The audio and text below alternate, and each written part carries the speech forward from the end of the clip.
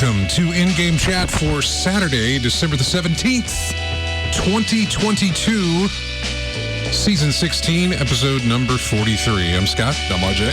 I'm Wendy. Welcome into the show, everybody. If you'd like to get in touch with us, our phone number is 334-272-9228. Check out ingamechat.net for all the links to get in touch with us. You can find us on Twitter at InGameChat. You can find us on Facebook there as well. Email us, everyone, at ingamechat.net. Streaming right now on Twitch.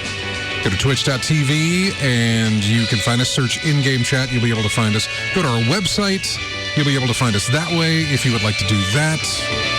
Plenty of ways to watch the show. Plenty of ways to interact. We have Discord going on. You can go to our website and find a link to Discord and join us in there if you would like to. It is the final show of 2022. Next week being Christmas Eve, the week after that being New Year's Eve. So yeah, it's the last show of the year.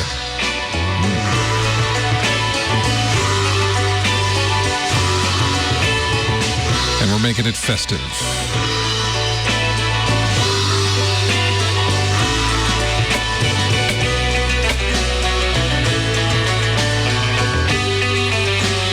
Was it festive the last time? We didn't do the hats. But we had Christmas music throughout the show? Yeah. Okay. Not throughout it, just the opening and the bumpers, things like that. This is just too good of a track to dump out of. Yeah. It's from Bully, by the way. Yeah. I'm trying to remember if we had any additions to our Christmas stash since last year. I mean, music-wise or game-wise? Music-wise, yeah. I don't think so. What I did notice was that last year, for the entire month of December, we used Christmas music in every show. Yeah. That was the first time we'd ever done that. Normally, I save it for the show going into it, because there's usually just not enough. Yeah. But I think by now we actually do have enough music that we could do every month in the show that way. I think at this time we can get some submissions from the folks, or we can just find some more on our own, because there's plenty more out there since the last time we updated that thing. Oh yeah. Anyway, welcome into the show, everybody. Thank you so much for joining us. Like I said, last show of the year. This is really weird on my. I can't hear myself as clear because it's all covered up here. So, but the fans like it, according to the chat room. Yeah, they like her hat. Her hat's special. My hat's typical. Yeah, I'm trying to work through that because I can't tell if it sounds like I'm over driving my voice, like I'm yelling too loud or something like that. I can't tell. It sounds like I'm distorted. Mm-hmm. But I can't tell. Nobody said anything yet, so I guess everything's fine there. I can't tell. Sounds good in my headphones. I need to come down some on my vocal. Okay, that's fine. Okay. Mm-hmm. Okay. Hopefully that's better. Better, okay. I can't hear because of the hat. I can hear a little bit, and I'm you like, can be festive. One show. I don't mind being festive, but I also want to make sure the volume and audio is good. I should have done a hat check. So yeah, we'll just do this for a second. There. Okay. Yeah. All right. About right there. That's good. That's good. Mm-hmm. Okay. And then we'll put the hat back on. The hum even sounds festive, says Bama. Yeah. And that's another thing we're going to try something different with on this specific episode. And not for anybody who is listening on the stream right now, but for the playback on iTunes and the playback on the video. I'm going to grab the audio from the actual stream that we do. Mm-hmm. And see how that does. But in order to do that, I have got to stay on time. Mm-hmm. Otherwise, the recording will get cut off. So, we got to back up because I'm recording the audio as it is anyway, just like I normally do. Hum involved, which I go through and I eliminate the hum. But I'm going to try something different this time. If I can keep the timing right, mm-hmm. then we'll see how it sounds. So we'll see. Yep. Anyway, welcome into the show. Enough about all the different technical aspects of the show. Let's get into the show proper. Why don't we? And talk about what we've been playing. Wendy's off the table. She has not played anything. She knew that coming in. Absolutely nothing? Nothing. Absolutely nothing. Yeah. Okay. Absolutely nothing. I have been playing Destiny 2 and God of War. I'm still working on God of War. I came into another area where it's like, hey, there's plenty of puzzle area here. Not puzzle area, but there's plenty of explore area here. Yeah. Like, you can do a lot of this before you move on to the story. I did move on to the story, but I came upon another open area where it's for you to, go and find alternate routes or only ways that you can pass. Because what I'm doing is I'm revisiting an area. Excuse me. I'm revisiting an area that I was at before as a different. Well, I'm not sure what I can and can't spoil, but I'm revisiting an area. From a different perspective? From a different perspective, Okay. even a different load-in. I actually have access to a lot of places now. Mm-hmm. But again, it's like I'm not advancing the story because there's stuff to do. And I don't want to do that. Mm-hmm. Which really, back-to-back points now where the ability to explore has come across and has stalled me from moving the story forward. I got a little bit of a story movement involving a lot of big main characters, but it was sort of a, whatever the term is, not an epilogue, but it was a prologue. Mm-hmm. It was sort of a prologue to the area type of thing. I didn't stay there long.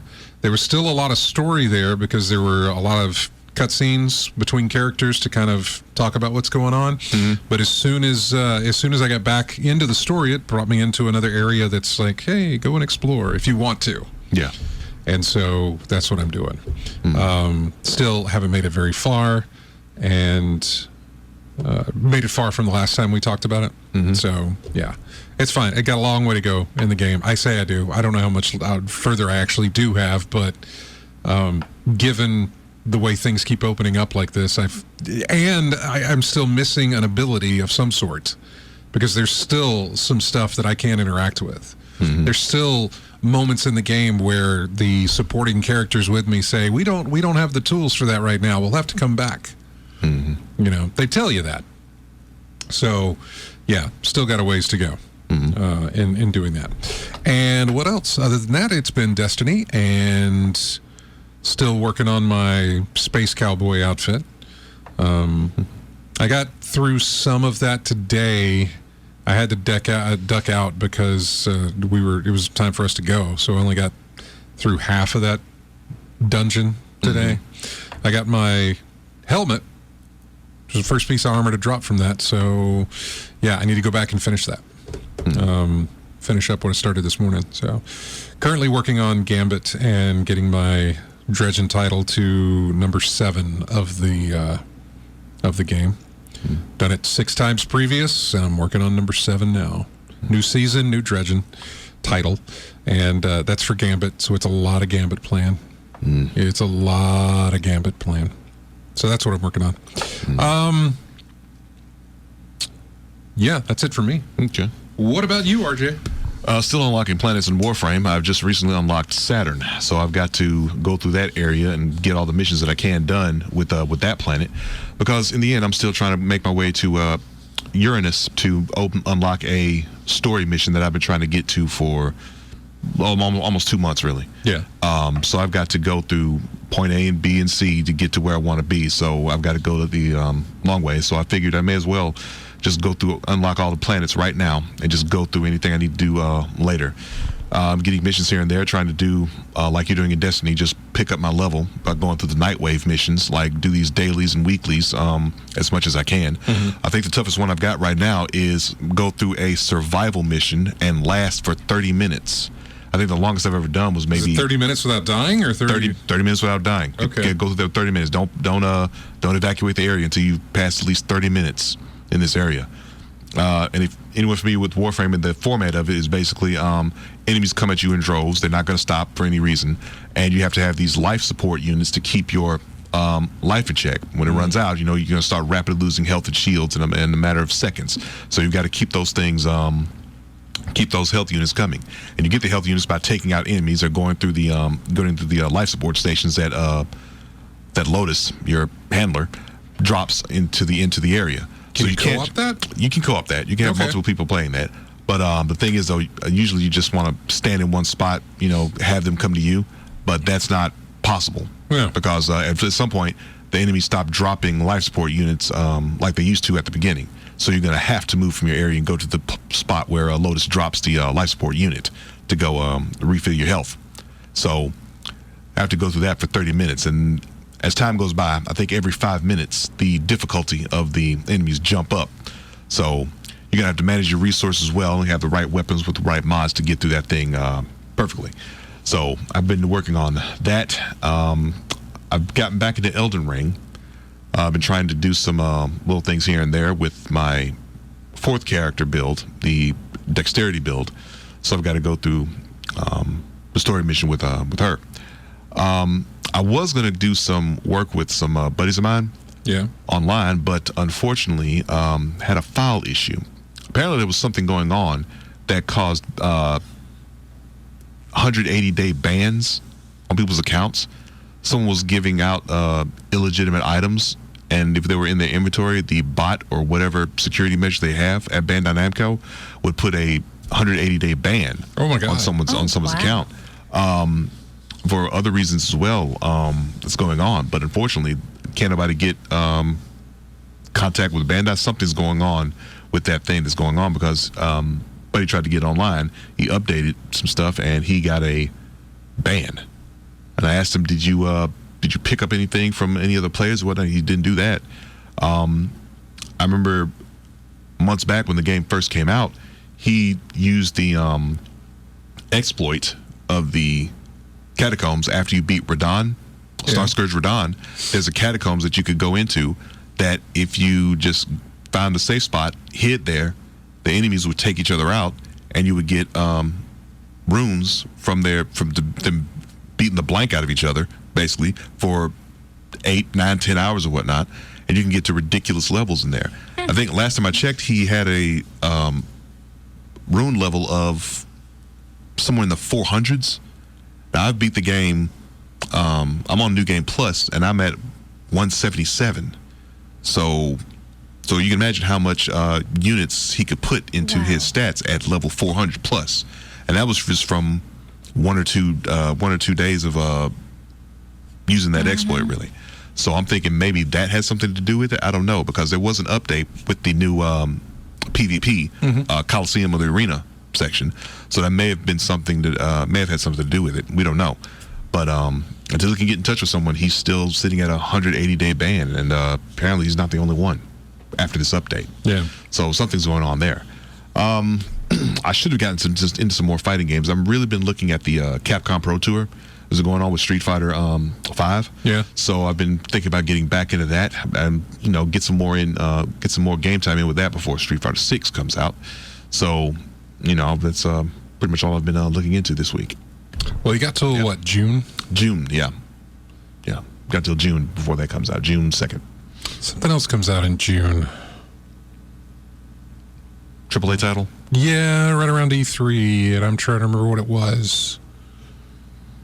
Can't think of anything right now. It was shown at the Game Awards. It wasn't Diablo. No. Because that does come out... No, that's... Yeah, June is Diablo. June 6th is Diablo. I don't think they'll make that date, by the way. Man, I can't remember. Something's coming out right around E3 of next year. AAA title, and I don't remember what it was. Who made it? I don't remember. I do not remember. Nothing about it. It was one of the trailers shown at the Game Awards, and I thought, oh, hey, that's, and but I can't remember.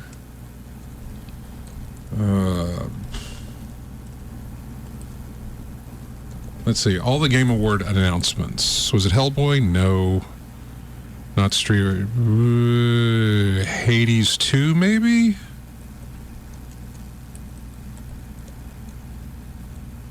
Maybe it was Hades 2. Yeah, no. Nope, just 2023 on that one. There was no release date there. You know, it'd probably be something we'd remember if we were looking forward to it. Something we want to pick up. I know, and I. Oh, that's right. Never mind. It's Final Fantasy 16. I knew it was a big one, and I was just like, what is it? I can't remember it. It was Final Fantasy 16. It comes out June 22nd. I don't know. E3 will be a little bit before then, but I guess. I don't exactly know what E3 dates are next year. Yeah. E3 2023 is what I should have put in the computer there.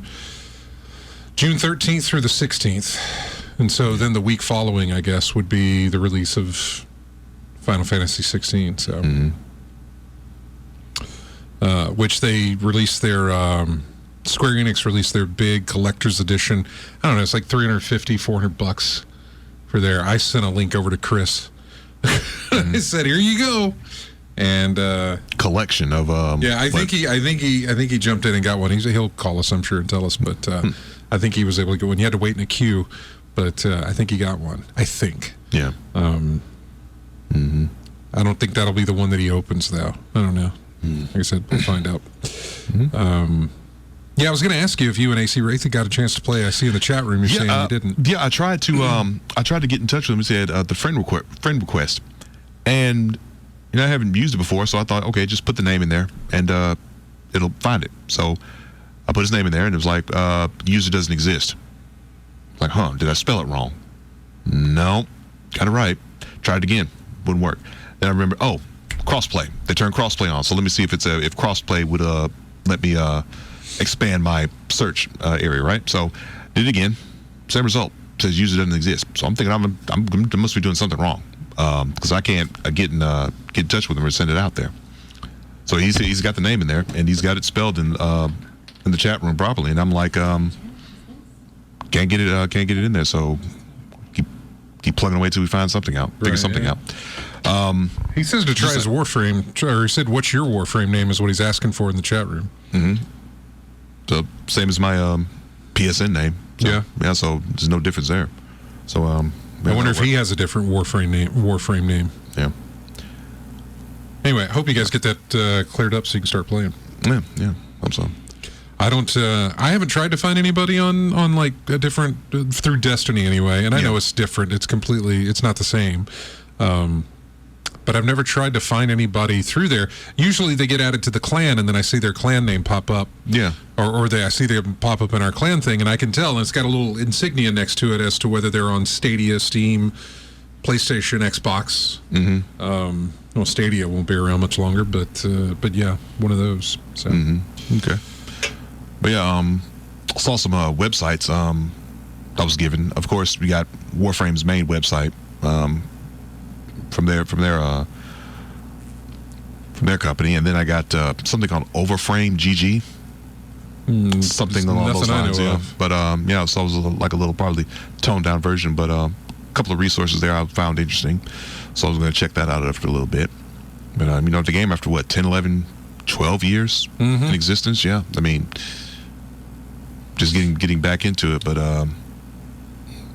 I've just realized how big of a grind some of these things are, especially in like updating the potency of your mods on your weapons. I mean, I'm going to need a lot of endo to do this. I think one mod I've got, it's called Serration, basically increases the power of your rifle. I'm only like maybe 50 to 60% capacity on that thing, but going up one unit on that thing cost me around 3,000 endo, and only get like maybe 15 to 80 at best on a mission. So it's going to be a lot of grinding back and forth. But if I get these planets opened up and these missions done, especially the side missions and story missions, I should probably have enough to at least get one of my mods up to snuff. Well, anything else you played? That was about it? Yeah, pretty much it, yeah. All right. Those three. Well, let's go to the phones. I think we're going to find out from, I think this is Chris. Hey, Chris. Bingo. Yep. Hey, man. How y'all been doing? We're doing all right. We were talking about you. I'm sure you heard. Yeah, I had to call in. Yeah, I did get the Final Fantasy B Collector's Edition. What was the price on that again? Too much for what I want to get, but I decided to try later on, an hour after I first tried, when you had sent me the message and everything about the price and everything, and it was like, it only took me like a couple seconds to get in line. I'm thinking, well, it comes out next year. I got plenty of time to save up, and they didn't charge me immediately. No, so it's not going to be charged until it ships. So I said, yeah, what the heck? I'll just go ahead and get it. Yeah, it's $350. Whew. Yeah, but at least it's going to come with a physical disc. Are you listening, Sony? Yeah.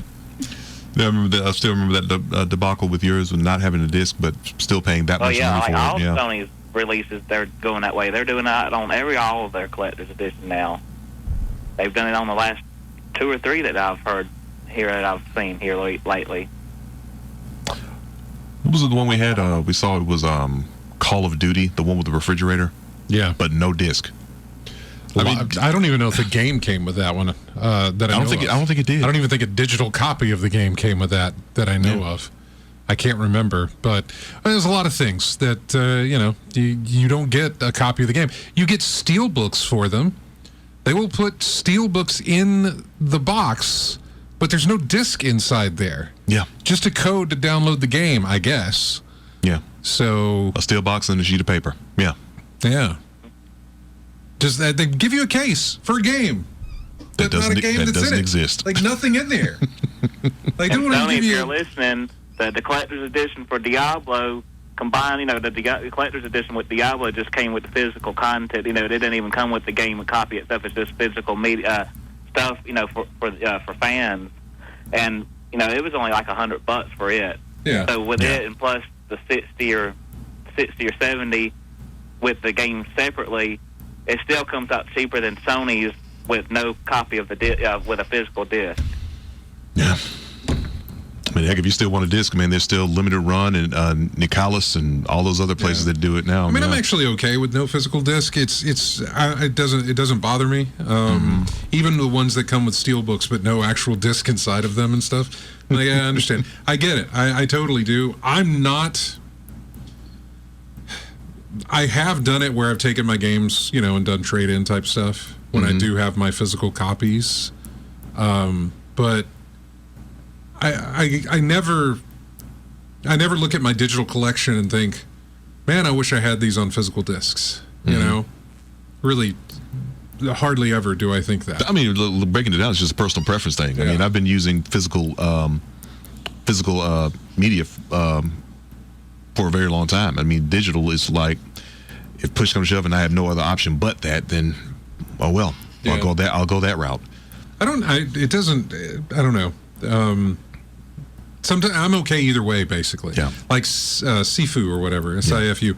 That was on a Black Friday deal. Yeah. I could have picked it up for $25 on PlayStation digitally. Yeah. Or I could have picked it up for $25, the special edition with the steelbook, physically for the same price. And I didn't have credit on the PlayStation Store at the time, but I did have tons of GameStop credit, which is where it was. And so I picked it up there. And I'm perfectly fine with that. Yeah. And then I got digital copies of like Horizon Forbidden West, the sequel. I got a digital copy of that. I got Ratchet & Clank digital copy as well. So, I picked up plenty of digital copies. I don't mind having them. I don't mind either way. It doesn't matter to me. Yeah. I can have them physical or digital. It doesn't matter. It's a lazy preference to start with where I don't have to switch a disc. So if I'm playing something and I want to play something else, I don't have to get up and find the disc and switch it out. I think in my case is basically the idea of having a backup, a physical hands-on. If something goes horrifically wrong, I've got a backup in my hands that I can use if need be. Now the physical save data, I'm backing that up constantly over and over again as well because you say you have a physical backup, but and they don't all do this, but I imagine they're going to eventually get to that point where your console has to check in, with the home office. Yeah. Anytime you put a disc, even if you put a disc in, it's still got to make a connection to verify. Yeah. Then it won't matter if you have physical or not. If it can't do that. Yeah. But like I said at the beginning, what I've been doing all this time for decades. So, yeah. Yeah. But if So it you got can do that, and you do have a physical or digital copy, then you're okay. So, I'm trying to think of what the scenario is where it doesn't. The disc matters. is where the disc is useless. Yeah. Well. Yeah. I mean, the disc can be useless just as much as the digital can be, if you cannot make a connection to the internet. I don't know how many games employ this. I have no idea. I don't know how many consoles employ. Put it this way. Is this a thing that the publisher does? Like, does EA say when you play an EA game, you got to contact EA or Ubisoft or whatever to make sure it works? Or is this a Sony, Microsoft thing or Nintendo thing to where you put a game in and it's like, oh, let me just check the validity real quick, connects to the internet. I'm trying to think of any physical copies of a game that I've got that does that now. Easy way to find out. Turn off your internet and then put your disc in and see. They don't tell you. None of them tell you this. No. No, you don't put it in there. It just works. Unless, of course, you don't have an internet connection. Then it'll say this game requires an internet connection in order to run or play. I was trying to think. It wasn't You Don't Know Jack or Jackbox Pack. But then again, Jackbox Pack was all digital in my case. But I do have a physical of You Don't Know Jack. Yeah, but you can run into situations like that. But yeah. So, Chris, you got yourself, just to jump off back on topic here, you got yourself the big expensive copy. Now, how many did you get? One or two? Just one, yeah. Is this the one you're going to open, or is this the one you're going to keep closed? I'll open it and play it. It comes with a physical disc. Okay. As far as I know, it does. They hadn't said it doesn't, so I'll just take out the disc and case and everything and leave the rest of it in the box, most likely. Okay. I do kind of like the little statue thing that comes with it. Whatever that thing is. I do kind of like that, but not at that price. So wasn't a big fan of that price. Yeah, I was kind of. But when I saw it, I knew that was your thing, and so that's why I sent you the link. I was like, "Look, these are available now." I'm glad you did, because I even had a thing on my phone on my calendar to remind me at like 8 o'clock. Go check in. This is when the time to go do it, and I completely forgot about it and saw your message. Oh yeah, oh, crap, I forgot to do that. And I'm like, I don't know, it's that expensive. There's like 1,000 people, and it'd be over an hour, and I'm like, I don't know. I just won't worry about it then. I'll just get a regular one. And I decided to check back around 9 o'clock, and then it just took seconds, and I was able to get in and still had it in my, in the order tray thing on the store, and I like, well, yeah, it's next year. I got enough in my checking account. I'm about to get, just got paid again, so yeah, why not? I'll just go ahead and get it, and then I was able to process it, and then it came on through. So, oh well. Well, you got it. Well, good to know, man. And we're going to let you go. We got to take a break here. Thank you so much for calling in. Have a great holiday. Have a great Christmas, a great New Year's. We'll see you in 2 weeks, bud. Yeah, we'll talk to y'all next year. Yeah, exactly. Y'all have a good one, and a Merry Christmas and a Happy New Year. Thank you, man. See you later. Thank you much, man. You take care. All right. Bye-bye. All right, bye. Bye. Yep, we got to take a break. When we come back, we will have more of in-game chat to talk about. We have a list of the 10 most stunning uses of snow in video games, something fun to talk about. Maybe we'll talk about some of our best video game Christmas memories, although I think we've talked about those before. Plenty of news out there to cover, just really a lot of quick hits here, that sort of thing. Just kind of a nice, I would say, a year in review. I didn't really look at it as a year in review, but something to look back on, what you enjoyed most out of this year as far as game-wise, what you're looking forward to in next year, video game-wise. We'll talk about all of that stuff. It's coming up here on In-Game Chat. Music here from a game that takes place. I love games that match seasons. Batman Arkham Knight came out, was supposed to come out in October, but it got delayed. I ended up playing this in the summer of whatever year it was. It was Batman Arkham Knight. Took place on Halloween night. Supposed to launch in October. Ended up launching in July. And so that's when I played the game. This one is Arkham Origins, which takes place Christmas Eve into Christmas Day, which is wonderful. I mean, we talk about this because I always use music from a lot of these things. All of these songs are songs that you've heard before. Nothing is something that we haven't used before. I was just grabbing what I knew and what I liked and what was good. And so this is Arkham Origins, called The Night Before Christmas. We'll be back with more of In-Game Chat and our Santa hats right after this.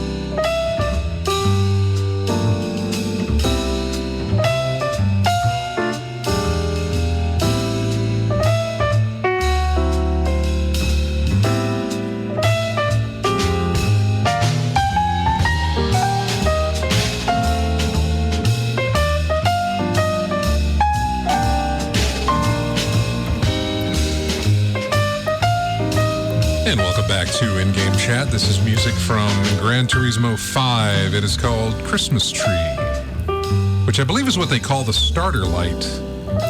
I think so, yeah. Red. Right, yeah. and then green, they call it the Christmas tree, right? Yeah. Mm-hmm. Anyway, welcome back. It is our Christmas episode, which you're going to hear this episode again next week. This is the one we're going to replay for next week, so which we might as well. It's Christmas Eve night, right? Mm-hmm. So speaking of Christmas Eve nights, do you have any Christmas memories? Do you have any Christmas video game memories? Whether it be a game you got for Christmas or, I don't know, something that happened around that time that's memorable whatsoever? Getting a Genesis on Christmas. Really? Yeah. So what? I'm sorry. No, the Master System. Okay. At Christmas, yeah. That was a Christmas gift. Had a good time with that one, man. Really, that sudden jump up in graphical visuals, that type of thing. So when that used to be a thing decades ago. You got the system for Christmas. Yeah. What came with it at that time? Because was it prior to Sonic or was it after Sonic? Prior to Sonic. Okay, because that's when I got mine. It had no Sonic on it whatsoever. No, Master System. Yeah. I think you're talking about Master System, not Master the System. I thought you were talking about Genesis. I said Genesis at the beginning because that was a mistake. Okay. I'm Sorry. thinking the Master System. Yeah. I got that at God. Okay, I have no relation to that. I never owned the Master System. Master System was before my. I mean, I say it's before my time. It's not. Yeah. It was before my time of paying attention to video games. Yeah. It was Nintendo for my time, and then Genesis was the first thing I had ever heard of Sega before. Yeah. It was playing I think Galaxy Warrior, Galaxy something. It was a vert shooter that came with it. I'm still thinking Galaxy Warrior was the name of it. Yeah, but Space Harrier, playing that. I still remember having Alien Syndrome on that console as well. I mean, tons of other things, but yeah, that initial experience of the graphical improvements and the upgrade of what I was playing on, that was really something significant for me. I remember getting that on Christmas. That was a good time that night. I don't remember getting any kind of consoles on Christmas. Mm-hmm. Super Nintendo I bought myself. I think the Nintendo I bought, or I had to go in half with like my parents and me. And the Super Nintendo was all my own money. And then I sold it and bought a Genesis. Again, all my own money. Then I sold that and rebought a Super Nintendo again. I did not own a PlayStation. I did not own an N64 or a Saturn or a Dreamcast. I didn't get back into gaming after the Super Nintendo. I didn't get back into gaming until PlayStation 2, Xbox, and I would say GameCube at that time. That's when I got back into gaming, and so, and at that point, actually, let me think.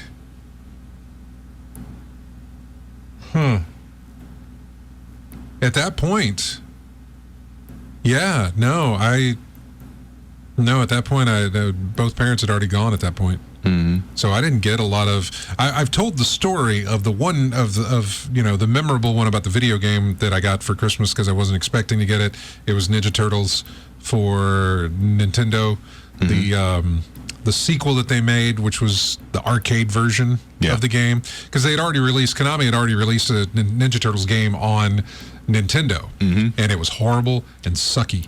And, they couldn't. They're turtles, but they couldn't swim at all. I mean, it was really horrible swimming controls in that thing. Yeah, horribly difficult. Yeah, or at least that one section was horribly difficult. I don't know about everything else, but that one section was horribly difficult. I didn't get past that one section. It reminds me of the Top Gun game.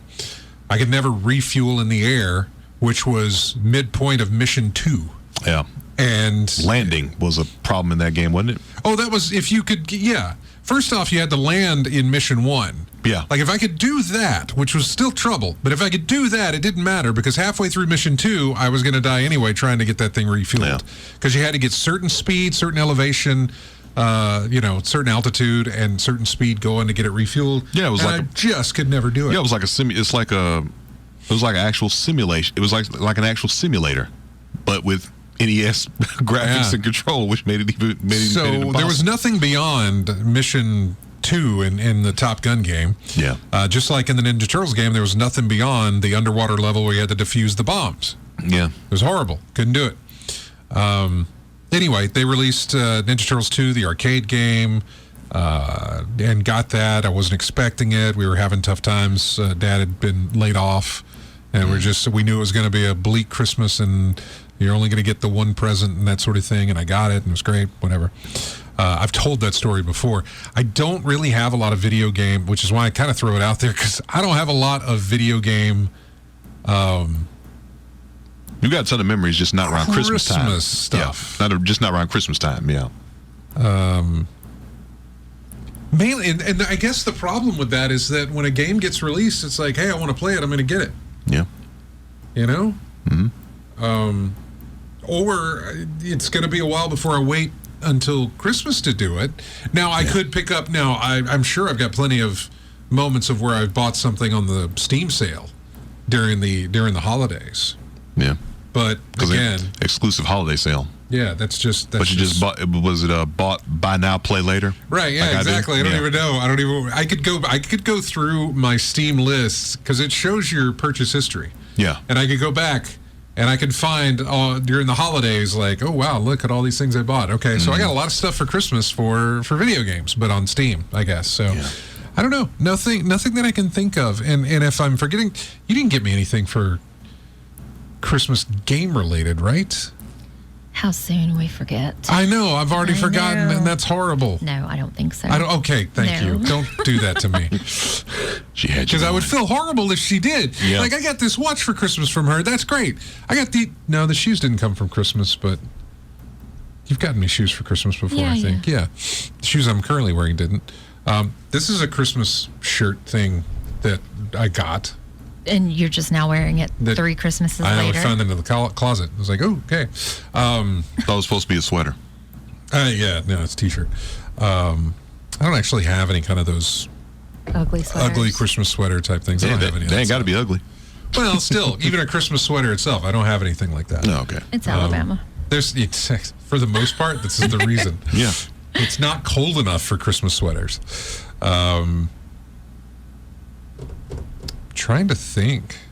Did I get any games? I can't even remember getting any games for Christmas. Because again, it falls back on the fact that it's like, I'm I'll just trying to pick think it up. What hot new release on or near Christmas? Because this console, the Master System came out if it's in a hot September. New release, I'm not waiting until Christmas to buy it. Or I'm not going to buy it and then put it under the tree for me to open on Christmas. No, what I'm saying is it didn't come out on near Christmas or heck, that month. Hardly any of them ever do. That's the dead zone, isn't it? Because they want to put it out. They want to put it out there near Christmas. Need for Speed Unbound came out this December. Basically, you would use the month of December to talk about that. I know one of the early December. December 10th. Early December. One of the South Park games, The Fractured But Whole.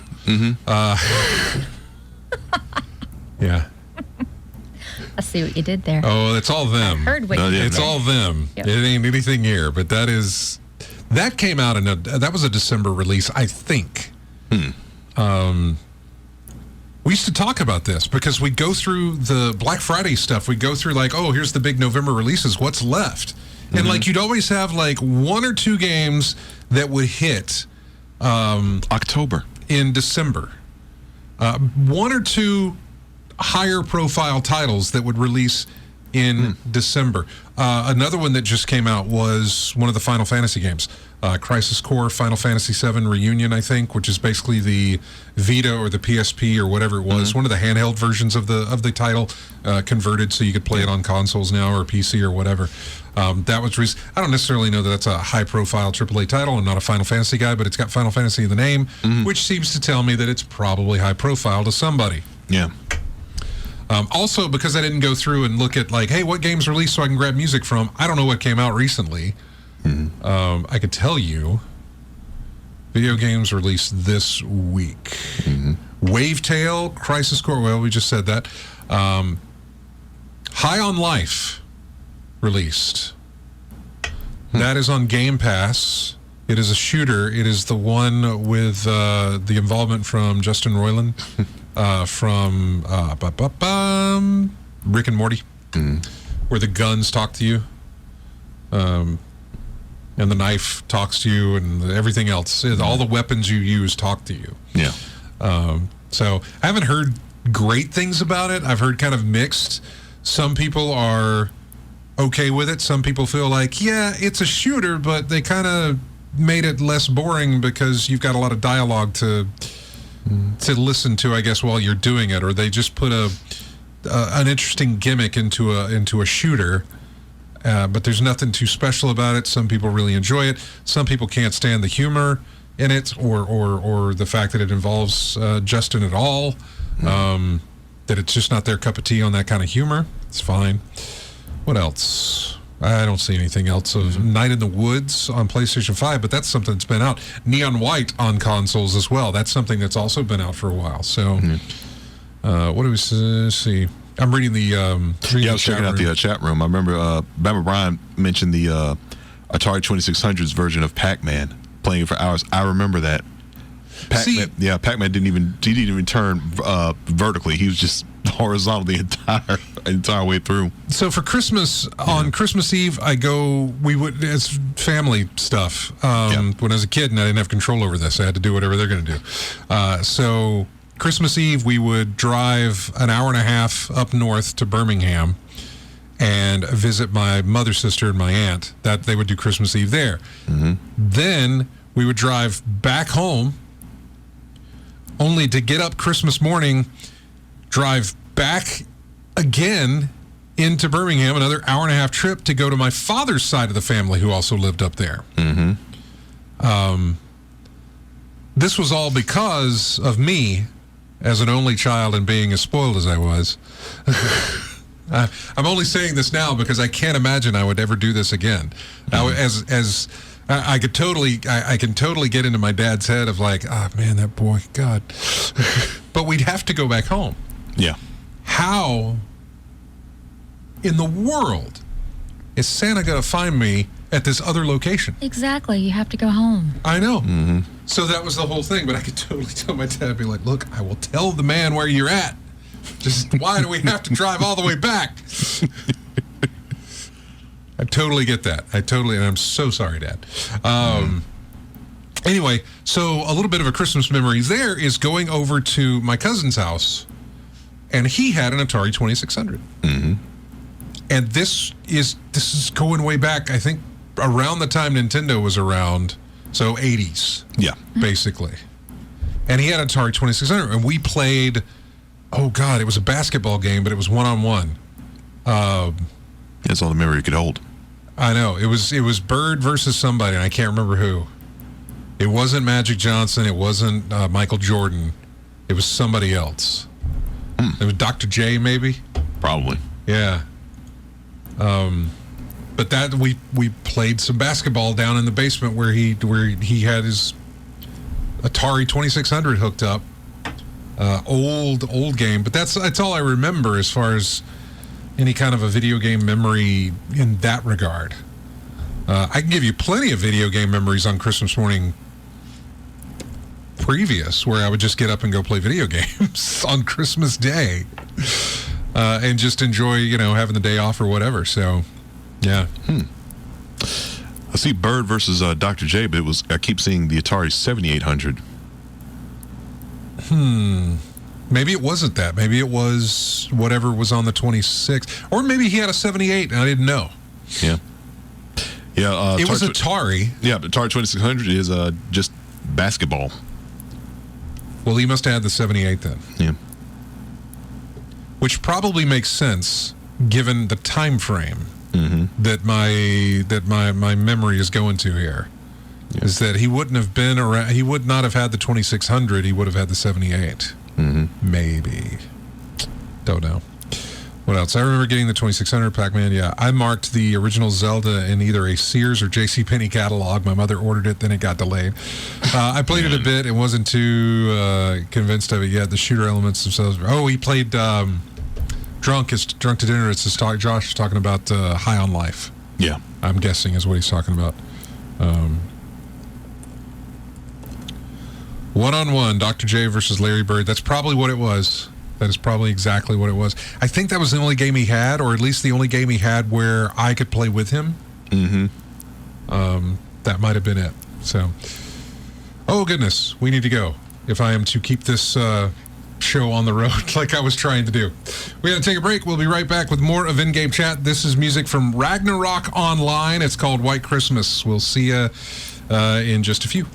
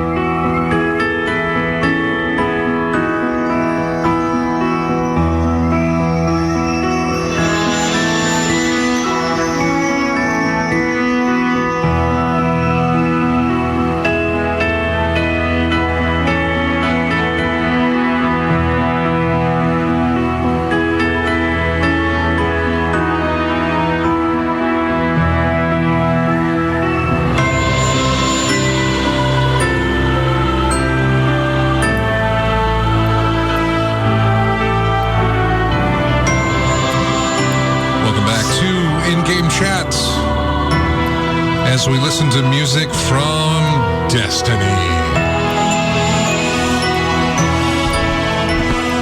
It's their dawning event, their Christmas season. They celebrate inside Destiny in the game. That is currently what is going on now. I'm not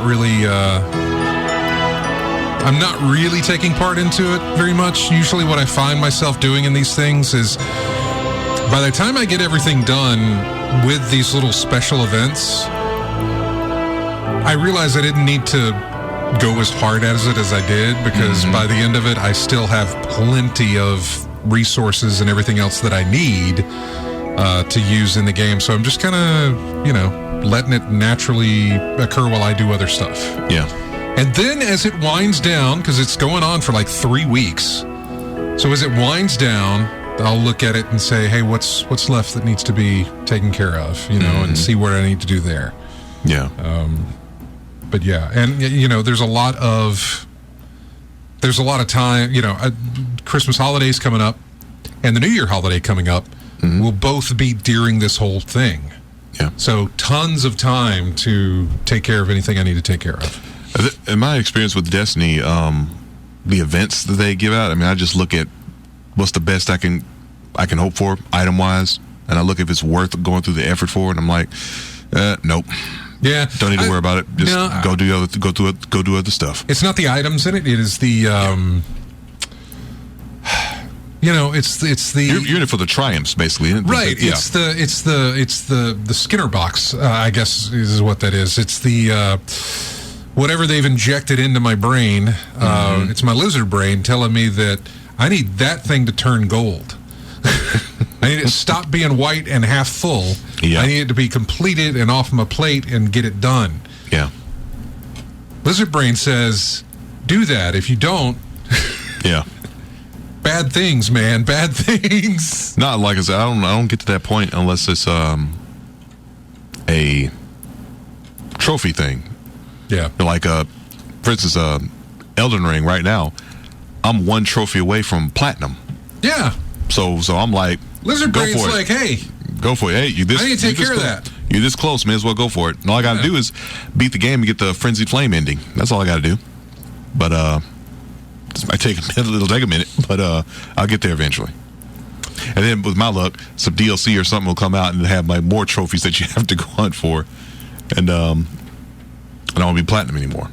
Hey, Josh, we've got you on the on the Discord there, so feel free to jump in and talk whenever you're ready. But I was going to tell Wendy, because during the break she had video game Christmas.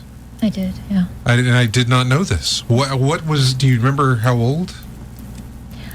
I don't know, and if I did, I would not tell you because it would. Do you remember what year? It was in the 80s. Okay.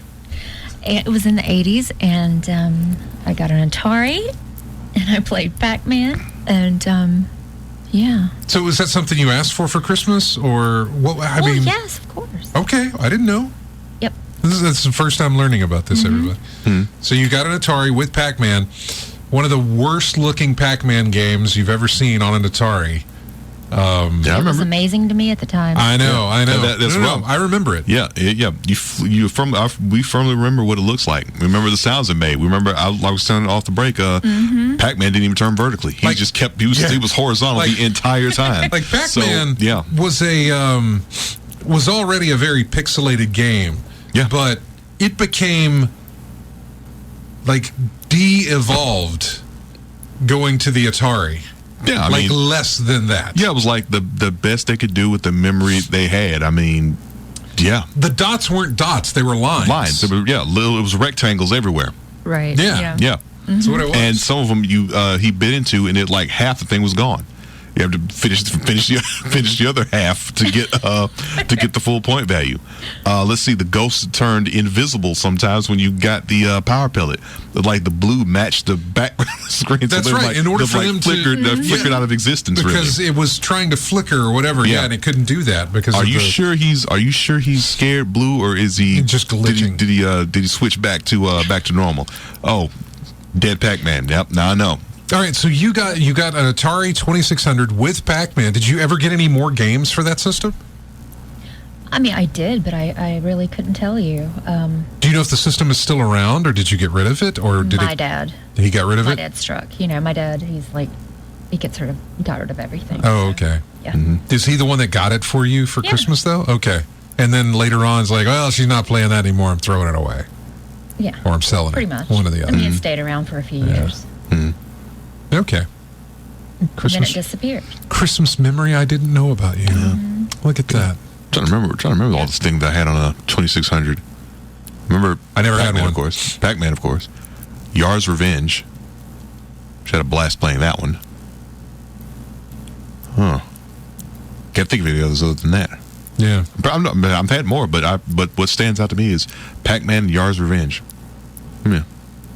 Yeah, the stuff I remember for Christmas weren't that. None of it was video game related. Like it was, the Castle Grayskull playset with He-Man and stuff, or the Ghostbusters Firehouse with because I was an action figure kid, Yeah. and when I wasn't an action figure kid, my dad got me a crossbow one time.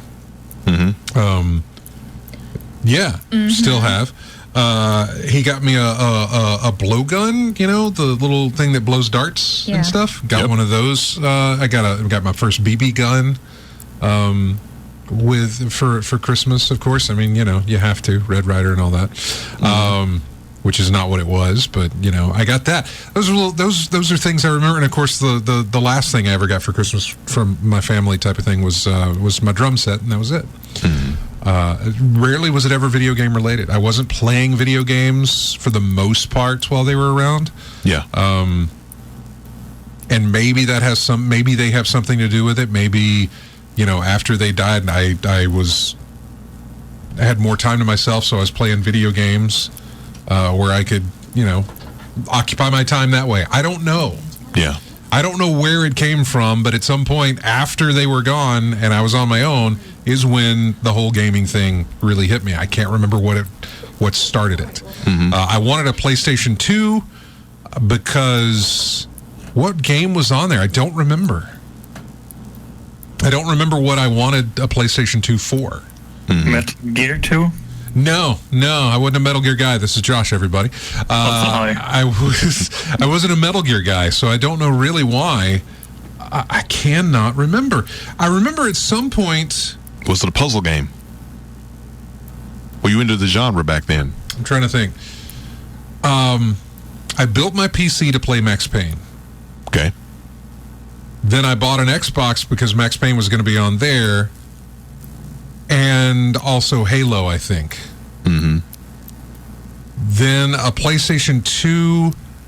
I don't remember why. Maybe it was SSX. I do remember playing a lot of SSX on a PlayStation 2. Legacy of Kain.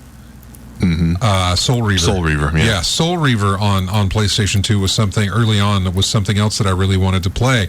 I picked up a GameCube because it was Nintendo, and there was Mario Kart and a couple of others that had launched. Rogue Squadron was something I wanted to play on GameCube. Then I started looking into titles that I had missed, so I went on eBay and started buying. I bought a Dreamcast off eBay with a bunch of different games because I thought, I'm going to start collecting these consoles that I missed. Mm-hmm. Dreamcast is as far back as I went.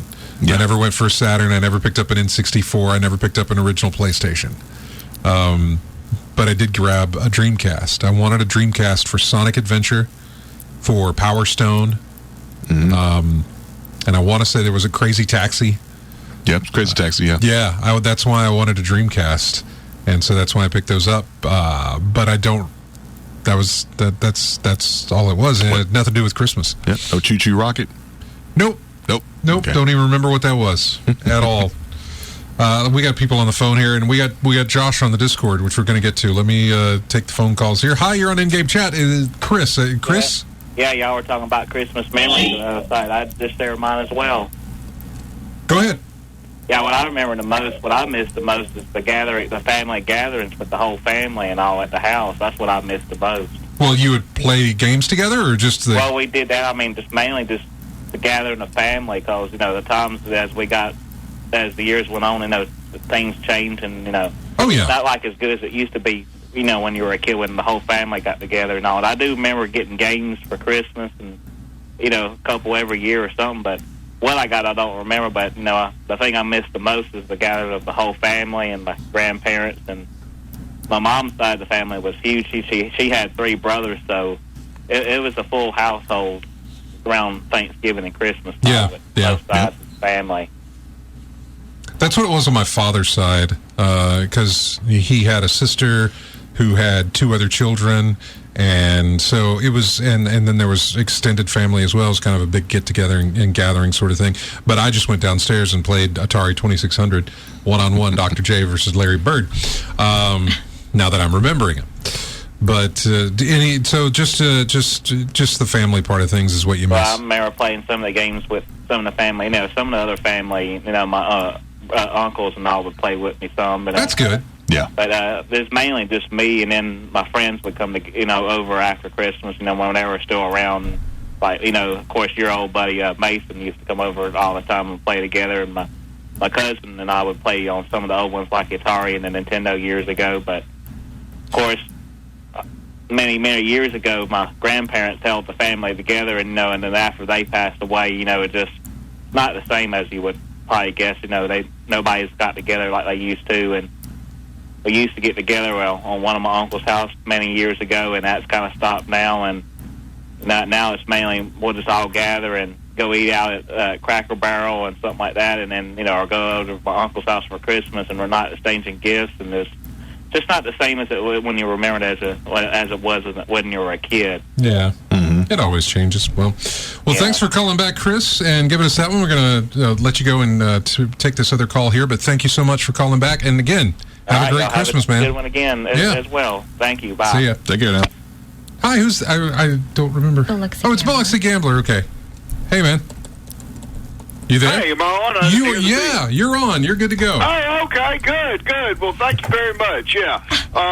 Tagging on what Chris said there. Yeah. I remember when we used to have two big tables, and then you had a kids' table, for Thanksgiving and for Christmas, and then time rolls on, and we can do Christmas now in the front seat of a car. Yeah. Or Thanksgiving with a bucket seats at that.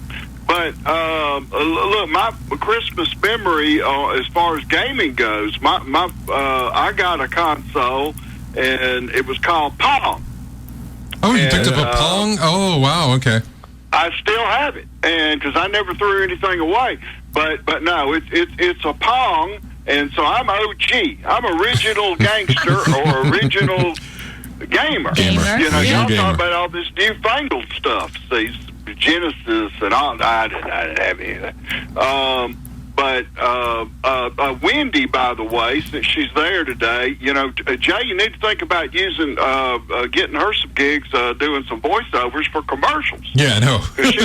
she can talk and she can read. That's all you need to be able to do. It won't pay her a lot of money, but it'll buy her lunch. And I think she's got the voice for it. She does. But she anyway, totally does. And Bully. I like the game Bully. Your first song was off Bully. Yep. I've been playing Bully. The only thing I don't like about it is every time I start to play it, I'm on it for about 4 to 5 hours.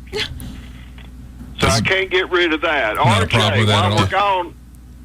While we're gone for 2 weeks, you need to break into some Man and Medan so we can talk about that. I want to hear what you think about it. That and the Quarry. I meant to tell you. I meant to tell you that Devil and Me dropped down to like $30 already. Jeez. I don't necessarily know if that was a permanent price, but I had seen it for $30.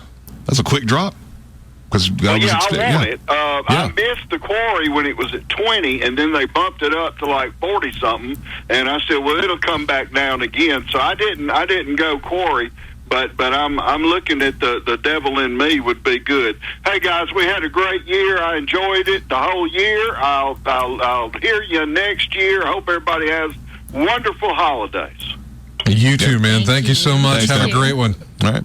Thank you. All right. Bye-bye. Have a good one. Yeah, well, thanks for the heads up and the reminder. Yeah, Devil in Me is. I may as well pick it up. Lizard Brain. Yeah, you got complete the thing. You got them all except that one, and that came out recently. It just dropped to 30 now. Yeah, I'm trying to. 5 days ago, there was a tweet from Wario, which is who I pay attention to. Obviously. Yeah. The Devil in Me is $29.99 on what system would you get it on? PS4.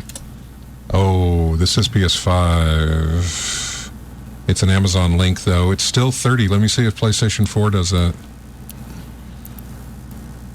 I'm waiting. PlayStation 4, it's $40.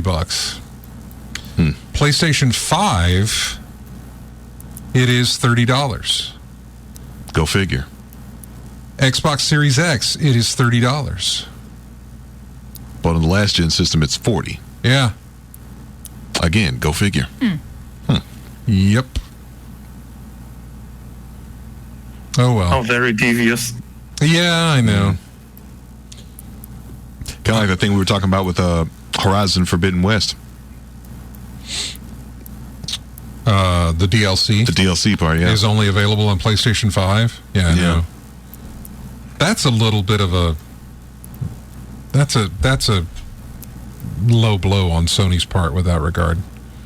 The fact that you released it for both systems, but the DLC we're only going to offer to... Plus, I think that's a little bit of... I don't... DLC is not an incentive to get a console. No. I mean, maybe there's some people out there who think it is, but I can't see where Sony says, well, we're only going to put that on the PS5. Maybe it'll push console sales. No, it's not. It's not. But someone thought it would. I don't get it. You say it's a low blow. It sounds like a business decision. It seems a little bit on the side of things. Hey, Josh, by the way, he's on Discord with us here. Yeah. Did you want to talk about any Christmas video game memory things? Did you have anything in mind or? Sure. I'm not 100% sure because my birthday and Christmas are relatively close together. When's your birthday? 29th of November. Oh, okay. Mm-hmm. Okay. So I thought it was close by. Going back is close enough to muddle it all together. No, it is. It totally is. Having a birthday, anything after Thanksgiving or around Thanksgiving, having a birthday around that time, you're a little bit. Look, after you're a little bit behind the 8 ball on that one. Yeah, look, after Thanksgiving, heck, during Thanksgiving, they'll put the Christmas trees up and the music in all the retail stores around town. So yeah. Yeah, but when your birthday hits, it's like, this is your birthday at Christmas. Here you go. Yep. Do you want to open on Christmas or you want to open on your birthday? I don't know. I don't know why I'm sounding like a South Park character. Did you ever did that ever happen to you? I'm sure it did, Josh, where it's like you can open this on Christmas. I got a big present for Christmas, basically. So you got a lot of stuff for your birthday and then one big gift on Christmas? Yeah, or less on birthday, more on Christmas, kind of back and forth. Mm-hmm. Yep. But yeah, I'm pretty sure I got the NES with the Duck Hunt and Super Mario, the first one. Yeah. Yep. The 2-in-1. Yeah. That was it was a combo disc or combo cartridge. Yeah. Yeah, and I might have gotten the track and field with the pad the Christmas after my birthday, something like that. Mm-hmm. Not so sure on the release dates anymore because it's been a while. Yeah, it's been a minute. Yeah. Any other? I mean, what do you typically do? What do you typically do for Christmas anyway? What is your usual routine? Head to the parents on the 24th because we celebrate Christmas on the 24th here. Right. Mm-hmm. And 25th is a little bit bigger family stuff, like uncles and that kind of deal. And the day after is friends of the family, usually.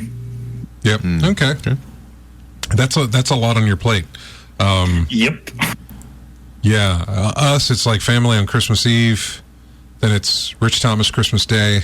And then the rest of it is that's for just breakfast in the morning, and then after that it's brunch. Yeah, well, it's a brunch. Yes. But you can. But there's there's so much food at this thing. So anyway, we do that, and then we go home and play with our toys. Think about what we just did, which is eat a whole lot of food we shouldn't have, and just feel miserable from it, or just exactly play video games. Or watch TV or watch Christmas movies or something like that. Just that sort of thing. Will likely be the same way this year. We'll see. Bam and Brian, have you guys talked about the new Last of Us TV show trailer? No, haven't talked about it. AC Wraith says various cousins of his had either an Atari 2600 or the compatible ColecoVision. I knew somebody with a ColecoVision. Mm-hmm. Or was that in television? They had a Smurfs game. It might have been ColecoVision. I can't remember, but it was a Smurfs game. He says he had a Commodore VIC-20. I had a Commodore 64. My father, I should say, had a Commodore 64 that I sometimes played games on. Radar Rat Race. instead of Pac-Man. Pac-Man was on the C64. Popeye was on C64. There was a submarine game that was on Commodore 64. I had special controllers I had to plug in. They were the paddle controllers with a little knob on top that would slide your submarine across the bottom of the screen, and then you would fire up and whatever and, do that. Silent... Oh, man. Silent Service, maybe? I can't remember what it was called. Sounds about right. It is old. That Smurf one was Gargamel's Castle or something like that? Yeah. I don't remember. I don't ever remember seeing the cartridge. It was just apparently always in the system because they never played it until I came over, and it's like, Let's see, Silent Service, a submarine simulator video game designed by Sid Meier and published by Microprose for various 8-bit home computers in 85 and for 16-bit systems like the Amiga in 87. Yeah. Really? Silent Service. I'm surprised by the people involved in it. I didn't know he was involved in that. Huh. All right. Cool. Good to know. Okay, let's take another break and try and stay on time because I'm trying something new with the audio on this one, maybe. I don't know. I may have screwed up the first hour, which if I did, oh well, it's done. Here's music from Fortnite. It is called Frost Night. We'll be back with more of In-Game Chat right after this.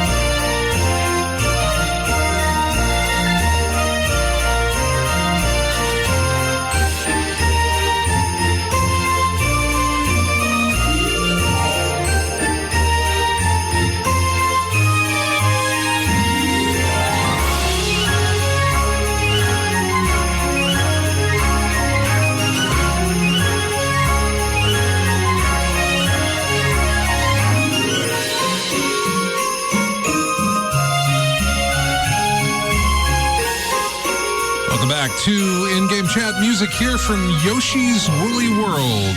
A Little Light Snow Fall, I think is the name of the track there.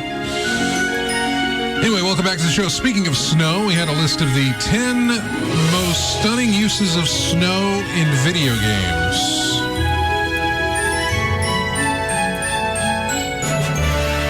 We already talked about this one, but Horizon Forbidden West, which I haven't played. Josh, have you played that? Not the new one, no. Okay, neither have I. I have it, but I haven't gotten around to playing it yet. I just got it during the Black Friday sale. Apparently, the Sheerside Mountains, the Sheerside Mountains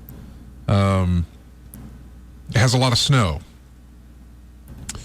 While other parts of the game offer thick piles to push through, Sheerside Mountains exposes you to dusty flakes forming a thin layer over the Black Mountain rock. It looks cold, but isn't cold enough to freeze any of the area's glistening creeks, just enough to invigorate the protagonist as she works on her hack and slashing. So apparently that's impressive snow. Red Dead Redemption 2 has good use of snow, apparently. The Grizzly Mountain region in Red Dead Redemption 2 is unforgiving, marked by steep cliffs, lonely trees, and sub-zero temperatures. It's an empty, angry place for Cowboy, protagonist to ride through. While you avoid turning the mountains pristine white, red with blood, you'll notice that Grizzly's West is particularly frosted, and you'll need to bulk up with heavy layered jackets and make it through its relentless gray. I did get to a snowy area because I had to go there, but it's been a long time since I played that. Don't you start the game in one as well? You do, actually. Yeah, you do. Might be the same. It could be. But I do remember venturing back into a very snowy place for one of my missions. I can't remember what it was. Mm-hmm. But one of the things I had to do. Another game I haven't played, which is Octopath Traveler. The Frostlands. Looking at the gleaming Frostlands in Octopath Traveler is like looking into a small shaken snow globe. The area's falling snow looks romantically like glitter, and everything is softened in a bluish light. Its original score, comprised of a piano and a viola, make its simple Arctic sparkle even more lovely. I have to look at that. I don't remember getting music from Octopath Traveler, but I'll have to remember that. Animal Crossing. They have snow. New Horizons times its seasons to years, so playing the social sim in late December when the game allows snow to collect on fruit trees like icing on a cinnamon bun feels delightfully like your memories of winter are coming alive. It did the first year. It did, yeah. And then I never went back to it. But it did. I liked it. I still like Animal Crossing. I don't revisit it as much as I should, but I do remember it. What do we have? Thar66 says he just came in from shoveling 2 feet of snow around his car. He'd rather not listen to talk about snow or even see it. Donkey Kong Country, Snow Barrel Blast level.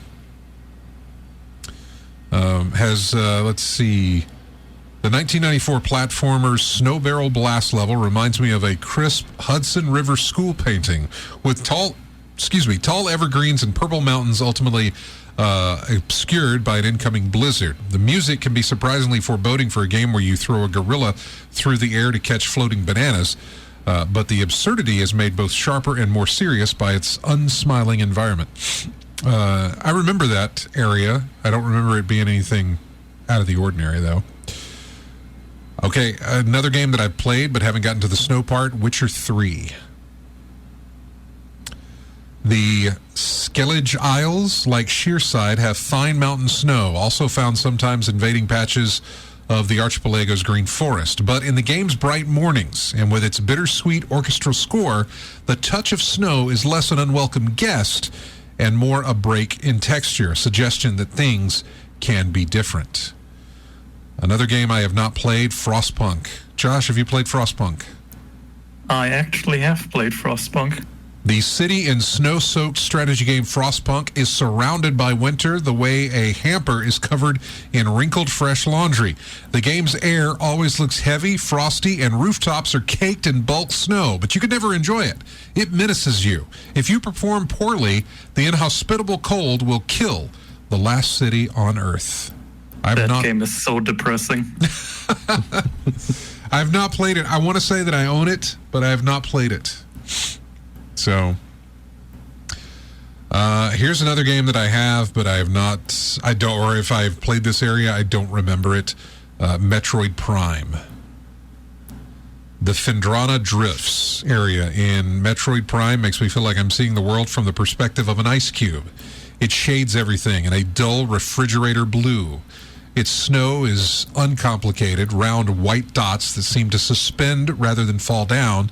And the flowery layer that sticks to the ground provides a soft landing pad for us to gun down our enemies. The snow is secondary to the action, but it helps that it's there. Here's another game I'll agree with, although I really didn't pay much attention to the snow, but Batman Arkham Knight, which takes place during Halloween. This must be in the... Oh, okay, here it is.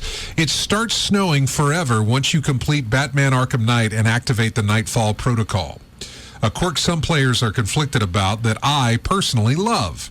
Arkham Knight's snow is soft but unobtrusive, tender when you watch it fall from the air, and light as it sticks and forms patchwork on the ground. It's city snow, a quiet reminder that nature takes over anywhere. I do remember that. And I remember the DLC for that had Mr. Freeze covering the Gotham in just tons of snow. Yeah. Did I say Mr. Freeze? That's Mr. Freeze, isn't it? It is Mr. Freeze. I don't know why I want to call him Dr. Freeze. Well, because his name is Dr. Freeze. Yeah. He's a doctor by trade, but yeah. Yes, his name is that's Mr. right. Freeze, Yeah. Final Fantasy VI, it looks like. This is on the SNES. The beginning of 1994 role-playing game Final Fantasy VI shows Biggs and Wedge escorting the magical mind-controlled Terra to Narsh, a city they plan to raid. They march through the dark, snowy night is foreboding. In this context, with snow providing both cover for impending bad behavior and an appropriate chill. Sometimes snow is a specter, cooling us and our memories. And that is it on the 10 most stunning uses of snow in video games. I would say, what did they leave out? I don't know. You have some. It's SSX has to be up there. I was about to say that because when you say uses of snow, I'm thinking using it in the game or some type of form or whatever. They should have said the best looking snow, I guess. But yeah, I'm thinking snow. First game I'm thinking about is SSX. Yeah. Or Lost Planet. Is that a Capcom? That's a Capcom. That's Capcom, yeah. The guy who did Mega Man did Lost Planet. Yeah. In fact, it's one of the games we gave away. We got it autographed, and we gave it away in one of our very early episodes. Yeah. Back when we were upstairs just doing this thing for... Arctic Thunder. Remember that? Yeah, okay. It's snowmobiles, not water. What's another good snow level? I'm thinking of the Iceborne expansion 4 Months Underworld. I'm not familiar with it. That was a pure snow level with deep snow and ice and all that kind of stuff. Or any obligatory ice stage in Mega Man or every ice stage, Sonic the Hedgehog. Yeah, every ice stage was slide. You know, like Mario on ice. Physics, Yep, it was just you're gonna slide around. Your little feet are gonna move, but you're gonna drift a little bit until you can get control back. It was all slide. That's why I hated Mega Man because you had some platforming you had to do. Wonder Boy was like that.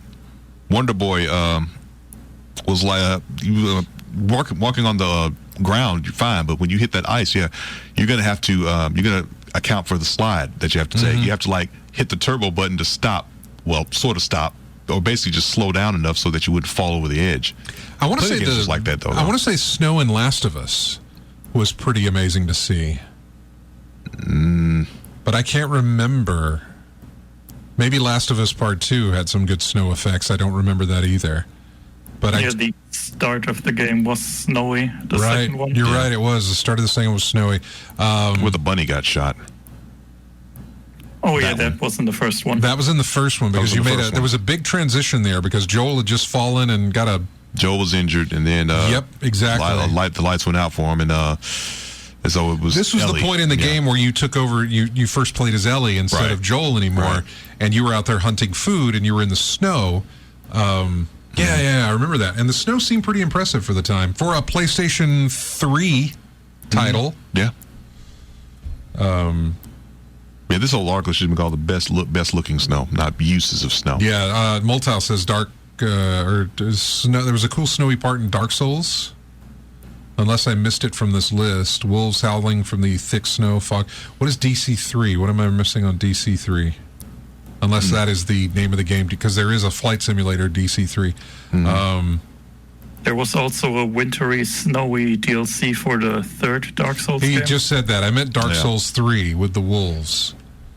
I'm trying to remember the name of the... was it Irithyll? Yeah, something I think it's like Irithyll. that, You took out a boss, you went up this long flight of stairs, and you came out on this cliff overlooking this gothic city during a snowfall. I think it was Irithyll. That was in the base game, I remember. Yeah, Irithyll, that was a good little desktop, really. You just sit down and then aim the camera up, and you got a nice little snowfall on a dark city image going, Yeah, we mentioned Witcher 3, Thar 66. That was in the article we were looking at. That mentioned Witcher 3, a certain area in there that had it, but I can't remember what it was. So, yeah, just impressive bits of snow in video games. Did you come up with another one? No, I was thinking more about the Dark Souls when you had to fight Sister Frida, because there's snow kicking around in the stage that you. Does Elden Ring have any snow areas? I feel like they do, or it does. Elden Ring, Yeah. Yeah, I'm pretty sure they do. Near the last third, basically. Yeah. The giants. Oh yeah, Land of the Giants. Yeah, the Frost area. Yeah. There's snow in Ragnarok, obviously, God of War, but I don't. It looks good. I don't feel like it stands out or anything like that. It looks nice, but Yeah. it's nothing that they don't. It doesn't feel. So far, it doesn't seem to feel like it's part of the. I don't know, like it's a character in the game itself. Yeah, it's just something that blends into the background. It's just you expect it to be there. So yeah. It doesn't astonish, kind of like it did in Last of Us. It doesn't astonish like I guess it does in maybe for Horizon Forbidden West. I don't know. Yeah. Haven't played that, or Witcher as well. Something like that. Let's go to the phones. Hey, remember, who were we talking to? Sam. Oh, it's Sam. Hi, Sam. Hey Jay, no man, I'm standing here and I'm humming Mega Man theme while I was waiting. Oh yeah, no, I enjoyed the Mega Man 2 so much. I got like Mega Man 3 and X, and There's a each one lot of got Mega Mans out there. Yeah, and each one got a little bit worse. Well, I shouldn't say worse, a little unplayable. But what you were talking about, the animated snow, it set me off thinking about years past. I remember Pixar talking about the trouble of animating hair and animating water. Right. And I assume so. You know, the human eye picks up irregularities. Easily. The slightest thing. Yeah. Yeah, and so it's. I'm way behind on. I have no idea what the latest games are, but I bet some of them look pretty good. Oh yeah, for snow levels and stuff. Oh yeah. Yeah. The reason I called, I just wanted to share a quick, strong memory. I can't even tell you what year this was. This was back during the time when if you wanted to see a computer, you had to go to the library or Maxwell, AUM. Those the 2600. A friend of mine, Nick, he had gotten him a 2600. Man, we had a great time with the tank games. A lot of that. And for Christmas one year, I got him. It was Indiana Jones and the Temple of Doom. Wait a minute. No, this is the first Indiana Jones. Whatever. I can't even think. But there's Indiana Jones. The And game. the game for Atari on 2600. Mm-hmm. And we played it hard, man. We played it hard for a week and finally got to the end of it. And at the end of it, there's an indicator that lights up and a little pillar that goes up. And it went up less than halfway. It would give you an indication of how well you did in the game. And I remember we were mad. I was like, we got to the end of this doggone thing. And we played it, and then we got it up maybe about 3/4, never did max it out. But made for a dang good Christmas week and young folk stuff. And I just wanted to share that, man. It was, I got to Google that. That's one of those things. What do you want to Google? Because I have it pulled up here. Oh yeah, I just literally want to look at it. And you people forget. Yeah. The whole thing that Atari 2600, how much better it was than going someplace and seeing a video game that was just green screen and text. I mean, it was, man, and you had your Pong and your tank games. It was a miracle. And that's what I had, man. I just wanted to share that. It was designed by a single person, a guy by the name of Howard Scott Warshaw designed the game. It released in November of 1982. Okay, that sounds about right, because I was a junior in high school then. Mm-hmm. Yeah. Next year I was gone with the Army. Yeah. It began development in late 1991. Reception, Raiders of the Lost Ark was reviewed. Raiders, that's it. Yeah, it was Raiders. Though the graphics are not great, but they are fairly good, and the Raiders of the Lost Ark theme song has a note or two off key. This is still the adventure cartridge of the year. Those gamers who prefer magic items, puzzles, and thoughtful play mixed with arcade movement should find Raiders well worth the price. Hey, I can still remember how happy we were, Nick and I, when we made it to the Well of Souls, and we got the staff head in the right place, and the light came through, and it showed us where the ark. Oh man, it just that's funny. Those kind of memories that hang with you. That's it, man. Listen, thank you very much, Jay. Yeah, thanks, man. Appreciate you calling. All right. Yeah, have a good day. You too. Bye-bye. By the way, coincidentally, also released in 1982 was something that really just stole the thunder away from Raiders of the Lost Ark as far as video games concerned. It was Pitfall. Oh, yeah. Yep. That one was just a mega hit. Yeah, just keep going right. And so, a licensed indie game just couldn't stand a chance against that. So, Josh posted a video in the chat room of, I'm guessing it's going to be snow. Yes. Oh, Monster Hunter. Yeah, I didn't even think about that. Look at that. Yeah, that's nice. Okay, now he's not in snow to see him push it around, but that was really nice. It's been so long since I've gone back to that game. I had some music from Monster Hunter to use, but I ended up not using it. I'm looking forward to the next big title. Have they announced anything? Not yet, no. Okay, I didn't Sadly. think so. It's like, did I miss anything? See, the stuff I've got for news here, Valve plans to improve Steam Deck's screen and battery, but they are not really talking about a Steam Deck 2. But they are talking about improvements to the Steam Deck. Marvel's Spider-Man 2 will launch in the fall of 2023. Amazon Games, who are trying so hard to get into the gaming thing, they keep having, I guess, I don't know if they stumble on the launches or whatever the case may be, but they keep trying, and they're going to try again with Tomb Raider. They will be, they are working with Crystal Dynamics on the next Tomb Raider game. They're also working with Bandai Namco on whatever that game is that was announced at the Game Awards. It starts with Blue. I can't remember. Blue something. So, Amazon's still hanging in there.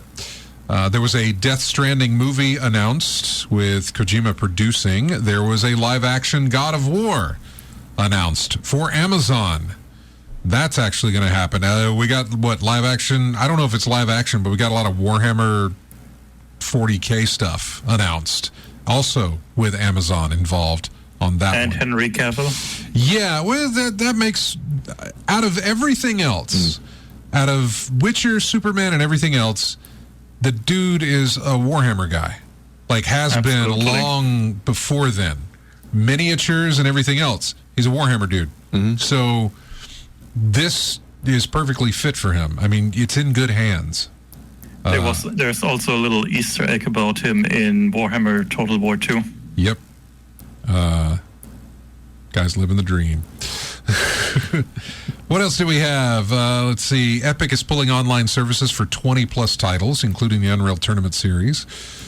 Bloober Team is working on a new survival horror IP with Take-Two.